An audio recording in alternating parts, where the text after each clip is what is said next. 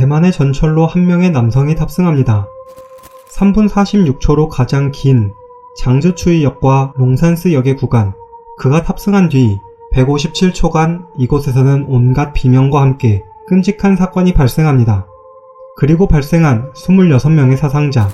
오늘 가져온 이야기는 타이베이 무차별 살인 사건입니다. 지상으로 가보겠습니다. 2014년 5월 21일 11시 40분 21살의 정지혜가 고속버스로 타이중에서 타이베이로 이동합니다. 오후 2시 장즈추이역에서 친구와 함께 햄버거를 먹고 헤어집니다. 3시 28분 장즈추이역 근처의 슈퍼에서 칼을 사고 자신의 가방에 넣는 것이 찍힙니다. 오후 3시 35분 정지혜는 지하철역으로 들어갑니다. 장즈추이역에서 롱산스역으로 향할 때 그는 계속해서 시계를 들여다보는데 3분 46초의 시간을 보고 그는 무언가 결심을 한 것 같았습니다. 그리고 그는 다시 롱산스역에서 장즈추이역으로 돌아오는 열차를 탑승합니다. 5번 탑승구의 우측편에 위치해 있던 그는 롱산스역에서 문이 닫히자마자 행동을 실행합니다. 이 끔찍한 사건이 발생한 시간은 불과 157초. 157초간 5번 열차와 6번 열차를 수차례 이동하며 26명의 사상자를 냈습니다. 차량 내부에서 남성 시민들이 우산을 들고 그와 대치하던 사이 다음 역에 도착하여 모두 차에서 내려 도망갑니다. 장즈추이역에서 내려서도 돌아다니며 다음 대상을 찾던 정지혜, 시민의 제지에 겨우 행동을 멈추게 됩니다. 그는 21년간 무슨 일을 경험하였길래 눈빛에 이런 분노가 담겨 있는 것일까요? 정지혜는 1993년 4월 3일 대만에서 태어났습니다. 정지혜의 집은 굉장히 부유한 집안이었는데 외가는 건축업을 하는 회사를 경영하였고 아버지는 그 회사에서 수력 발전을 담당하였다고 합니다. 그의 어릴 적 사진을 보면 이 아이가 자라나 이렇게 끔찍한 일을 벌일 것이라고는 생각조차 할 수 없었을 것입니다.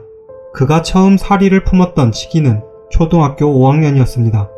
리코더를 불던 시간, 재미가 없던 정지혜는 큰 소음을 내고 옆자리의 여학생이 이것을 선생님에게 말합니다. 선생님이 그에게 사과를 시켰고 이 작은 일이 그의 마음속에 억울함을 남겼습니다. 내가 반드시 복수할 거야. 그의 마음속에 처음으로 칼이 만들어지기 시작했던 시점입니다. 중학생 시절 정지혜의 담임 선생님이 그를 혼낼 때면 자신에게만 불공평하게 처벌을 내렸다고 생각했습니다. 한 번은 같은 반 여학생과 말다툼을 벌였는데 말다툼 과정에서 여학생이 스프레이를 정지혜의 눈에 뿌렸고 이때 분노에 가득 찬 그가 휘두른 것은 가위였습니다. 겨울에 패딩을 입고 있었던 데다가 가위의 끝이 뭉툭하여 다행히 상처를 입지는 않았습니다. 고등학생이 된 정지혜는 자신의 인생에서 가장 행복한 시간을 보냅니다. 공부에 대한 압박감도 거의 없었고 친구들과의 사이도 좋았습니다. 이러한 시기에도 그는 복수를 잊지 않기 위해 글을 적기 시작합니다. 블로그에 적은 글들은 잔인한 시와 소설이었는데 의외로 그는 이 방면에서 재능을 발휘합니다. 2000명이 넘는 팬이 있었고 그의 글을 읽은 선생님이 정지혜의 생각을 고쳐보려고 했지만 굽히지 않는 강인한 태도가 오히려 선생님을 놀라게 했습니다. 대학생이 된 그는 복수의 대상을 찾는 것을 포기합니다. 단지 귀찮아서였습니다. 대신 복수를 하겠다는 마음은 변하지 않았고 불행히도 다른 사람으로 대신해야겠다고 생각합니다. 처음 사건이 발생한 뒤 그의 어머니가 전화를 받았을 때 장난 전화일 것이라고 생각했습니다. 어떤 부모님이 자신의 아이가 이런 일을 벌였다는 것을 믿고 싶었을까요? 21년 전 정지혜를 보고 기뻐했을 자신이 원망스러워지는 순간이었을 것입니다.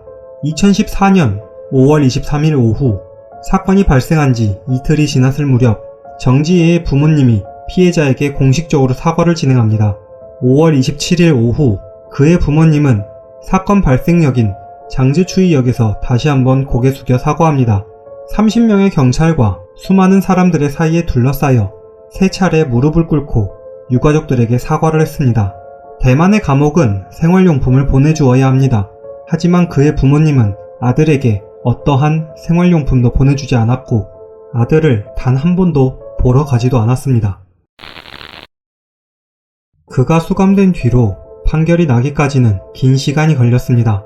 2014년 5월 30일 경찰에게 받은 첫 번째 신문에서 그는 부모님을 만나기 싫으며 가명을 위한 변호사도 싫다고 밝힙니다.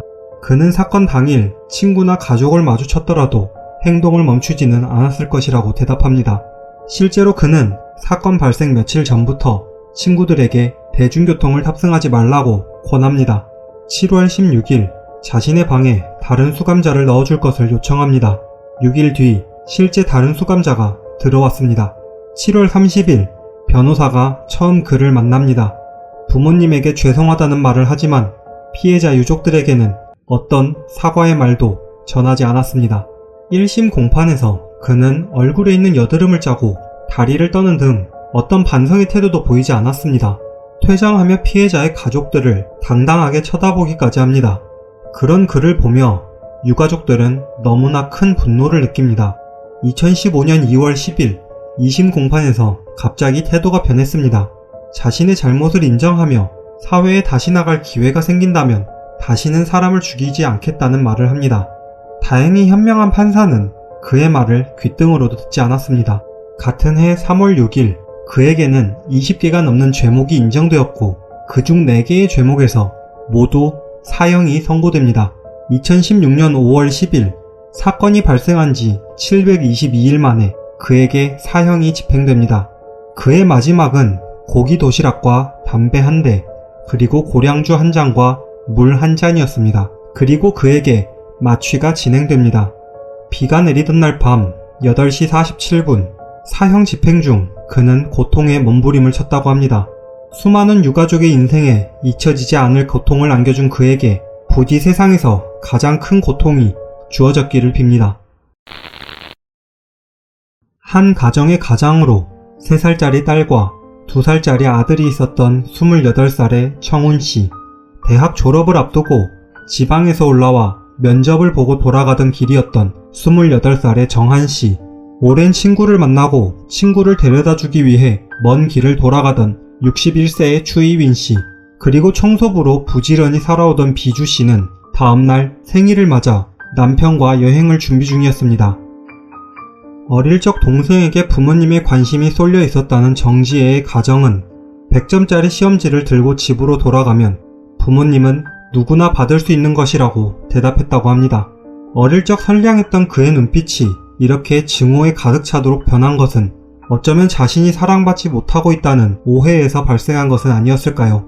그의 성장 과정이 어찌 되었든 그의 행위는 현장에 있던 수많은 사람에게 영원히 잊을 수 없는 상처를 남겼습니다. 평소 수차례 살고 싶지 않다는 말을 했었다는 장지혜. 그는 죽기 전 자신이 한 행동이 자신을 사랑하는 가족에게 얼마나 큰 상처를 남겼을지는 알았을까요? 세상의 모든 이야기 지상이었습니다.